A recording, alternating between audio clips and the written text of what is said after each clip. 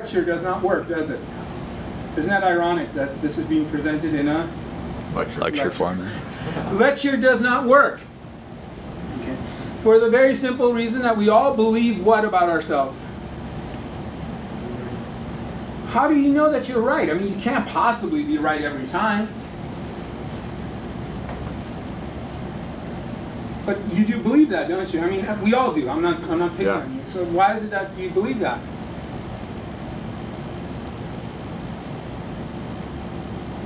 Don't we think that the experience is happening to us uniquely for the first time? Right?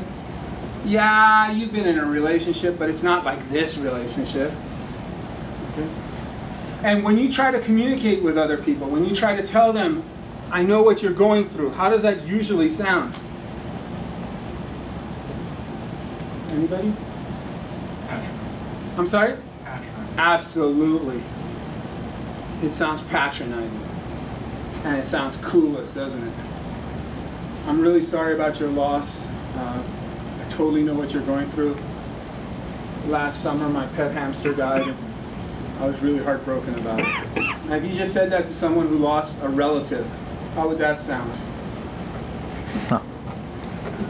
Well, okay, what if you had lost a human being? Would you still have a clue as to what the other person is going through? No. No. Why not? Because they experience different things different than you. You got it. We all have our own unique experiences. Well, sir, if there was one bit of damage that you could do this semester, you just did it. What did you just say? I said that we all have our own unique experience. So we are all alone. Isn't that it? I experience my life my way, you experience your life your way, and there is no way to cross that boundary, is there? No, I would say that we definitely can still help each other. Sure. And when I tell you I'm trying to help you, how does it come across? I don't know, you're saying it right now. He says it comes across as patronizing. It's very difficult, isn't it? Have you ever heard I told you so? Yeah. So obviously somebody failed in communicating with you, right? They failed in communicating with me? They failed to communicate with you, because if they had communicated with you, there would be no need to say I told you so. You would have said, okay, I understand. It was pointing across. Yeah, it went across. Yeah, but what if their point across did come across, but I just disagreed with it? Then it didn't come across. Because, I mean, to take it this way, I'm definitely older than you are, right?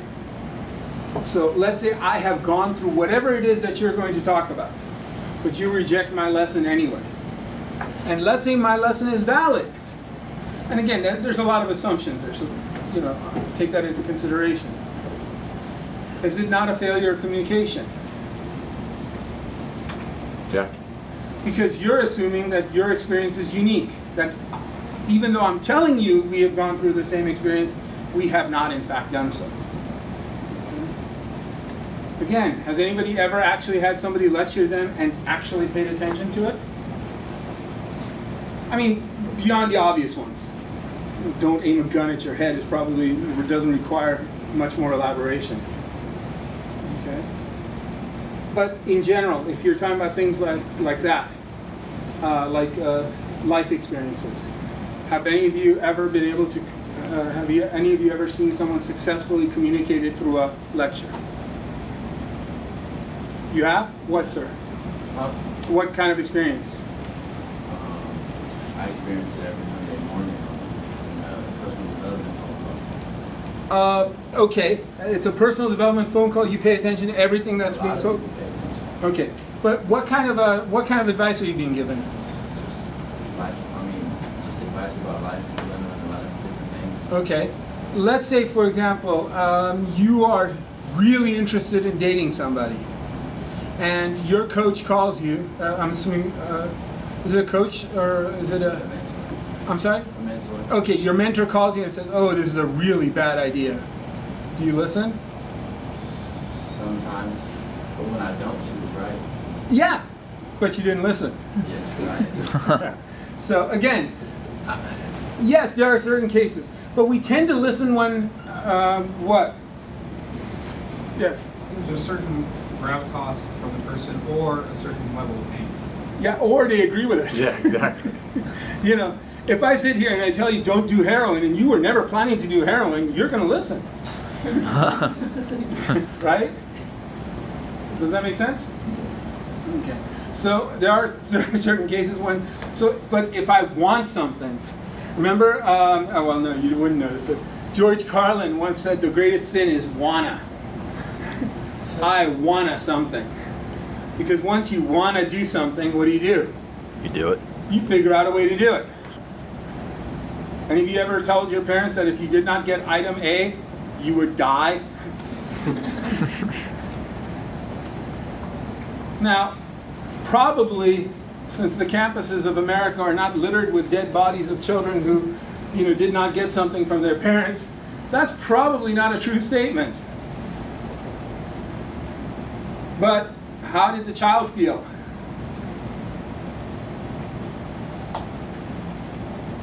Not a trick question.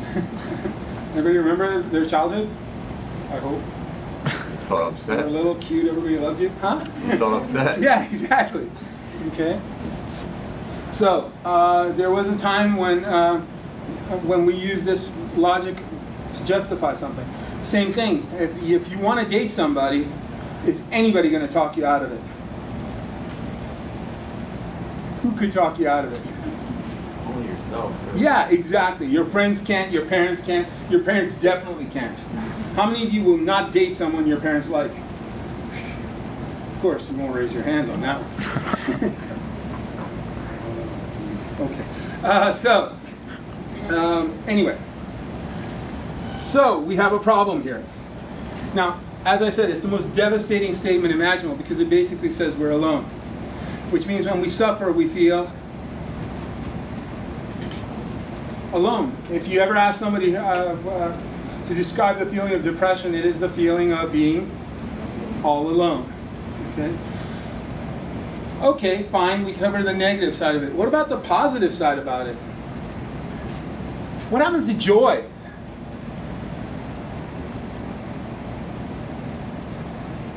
How many of you have found yourself in this situation? You are feeling, you're looking back at something, recollecting something from your past, and you're going, that was a good time. But what did you think at the time? This is a good time. I'm sorry? This is a good time. You did? Good for you. Wait, what? No, did anybody like at that time overthink it or think in terms of, I got to worry about the future, I got to worry about all these other things. Exactly. Yeah. Not living in the present, but living in some imagined future. So, how do we break this communications logjam?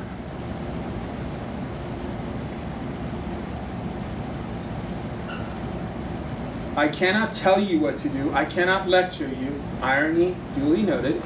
So how do I communicate with you? And more importantly, how do you communicate with those you love? How they would understand. How do they understand? Discussion? That sounds awfully close to being like a lecture, doesn't it?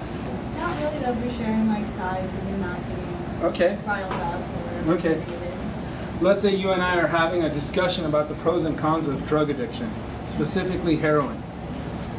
Am I going to allow you to get to the point in the discussion where it's like, yeah, you blew away all my arguments, go ahead, try it.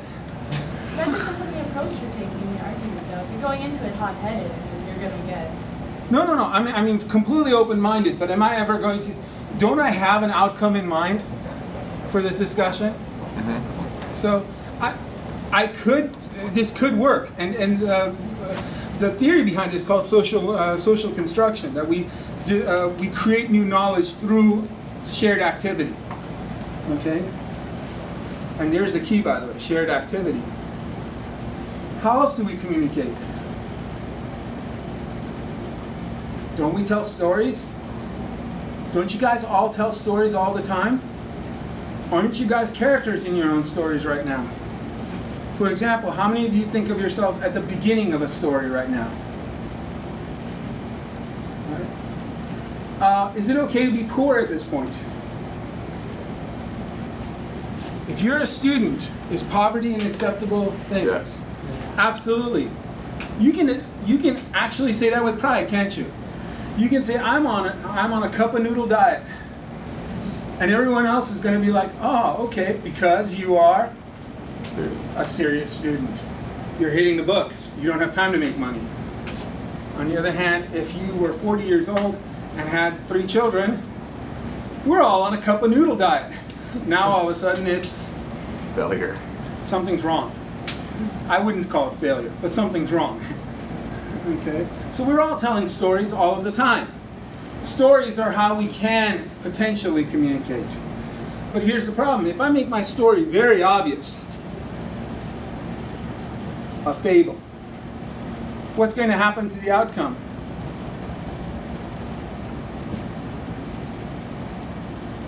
If you can clearly tell what I was trying to accomplish, then what happens to the moral of my story? It won't mean anything to you. It won't mean anything to you because you didn't have to work at it, and instead it comes across almost like lecture again. Yeah. You know, here it is. This is what you're supposed to make of this. Now you understand. And it's like, no, I don't. I just reject your story. So, for a story to work, it must do what? I'm sorry? Relate to you. Relate to you, but not easily. You have to work at it. You have to bash your head at it. You have to experience it. Okay? Which is no fun at all. Okay? Sometimes people ask, why can't this idiot just get to his point or her point? Why does the story have to be this incredibly convoluted mess? And the answer is, because if it was obvious, then it wouldn't be worth reading. Okay? So when you're reading some work and you're like, maybe it makes more sense if it's upside down, you might be right. It also means you need to keep trying. Okay? And sometimes you won't get it on the first go, and sometimes you won't get it on the second go, and sometimes someone has to help explain it. And by the way, based on what I'm just now saying, my job is almost to ruin stuff for you. Because if I'm taking away your interpretation of it, what happens to it? It becomes pointless, absolutely. So, in a way, I'm teaching the process and then hoping you'll apply it yourself in other areas. But please be aware, it is pointless what I'm doing. Okay? Does that make sense? Because I'm basically saying, and this means this. Okay? Or in this class discussion, we'll declare that this means something. Okay? So, we have this convoluted process. And what it teaches us is hardly worth the effort. But it's the only way we have of communicating this. Number one, it teaches us that when we are suffering, we are Alone. not alone. Because if I read something and I see something and I really buy into it, I really see the person's point, I realize that their experience is not that different from my own. And therefore I experience it. Okay? No other way of doing that. And the other thing is, it helps you recognize those moments of joy that otherwise just pass you by. Okay? And if it's brilliantly done, it can do those two things. If you happen to be tuned the right way, if you happen to be paying attention, if it works that day. Okay? Make sense? Okay, now, James Baldwin, great American writer, writes a short story called Sonny's Blues, which I highly recommend. In it, he describes young men walking out of a movie theater. And he says these young men are angry. Why would young men walking out of a movie theater be angry? In the previous class, by the way, the one just before yours, they said, tickets are too expensive. Yeah. Maybe they didn't like the movie. What else could make them angry? Drop their popcorn. I'm sorry? They dropped their popcorn. That is tragic, yes. Yeah. Movie had no meaning. You're right. But don't we like movies like that? I'm glad. But for the most part, for example, from the movies, well, what do I learn from the movies? Explosions are cool. Explosions are cool. And if I'm Tom Hanks,